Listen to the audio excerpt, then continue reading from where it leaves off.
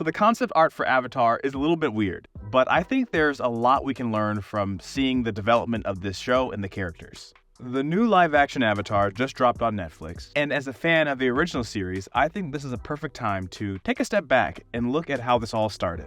First and foremost, developing Avatar was not easy. Way back in 2002, Harry Potter and Lord of the Rings were the most popular movies, and Nickelodeon wanted to build a franchise that would kind of compete with those. But this kind of show was definitely different than what Nickelodeon is used to doing.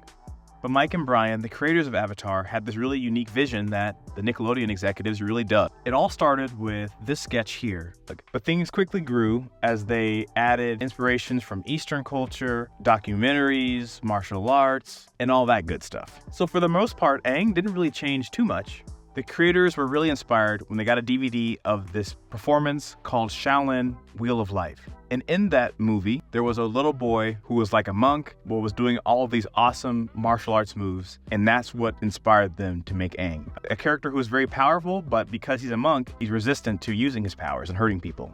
Quick little lesson from this is how you can draw from real life. One of the great things about Avatar is that it's such a fantastical show, but in not only Aang's design, but in the entire world design, there are things that are grounded in reality, which makes the show more relatable. The bending is grounded in martial arts. The character relationships are grounded in real things. For example, Sokka and Katara's sibling rivalry is something that we can all relate to, even though our siblings might not be able to bend elements.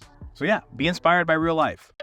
Appa also has some very interesting development here. Obviously, he was inspired by Miyazaki, but also manatees. And as you can see, his design varied greatly from what actually ended up happening in the show. And one of the big things about his design was that they wanted to make him hand-drawable, if you will. They wanted to make sure that he had a design that was simple enough that they can actually hand-draw it every single episode. One of the details they changed was his horns. In the first concept, he had these spiral horns, and then eventually they simplified it a little bit, and this was to make him easier to animate. This is a very important lesson because a lot of starting animators don't really realize that their designs and their work doesn't exist in a vacuum. If you're designing a character, you want to make sure that someone down the line can actually use that design in an efficient way, especially in TV animation. So with your designs, always remember that someone's going to have to eventually draw it. And that's where you want to find the balance of what kind of details you want to include, what kind of details do you not want to include, stuff like that. But it's very important to consider that. Prince Zuko is another character design that changed a lot. As you can see from his first designs, he had a lot of weird stuff going on here. Not only do we have his iconic scar, but he has a little, I don't know what this thing is called, a little piece of hair, I don't know.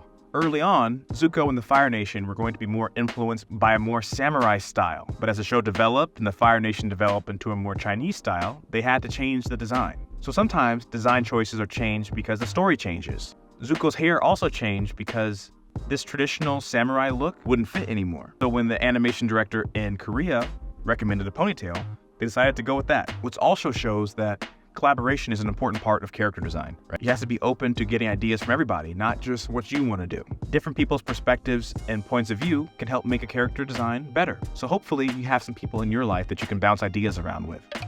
The journey to bringing the Avatar world together was pretty crazy. As you can see, they had a ton of different ideas that eventually all got boiled down to making the show that we know today.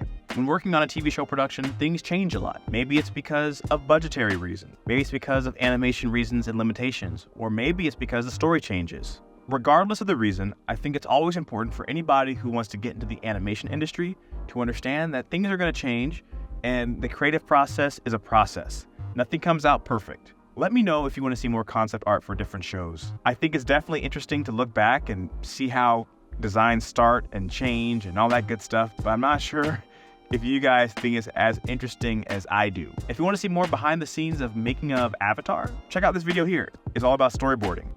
And I'll see you guys in the next one.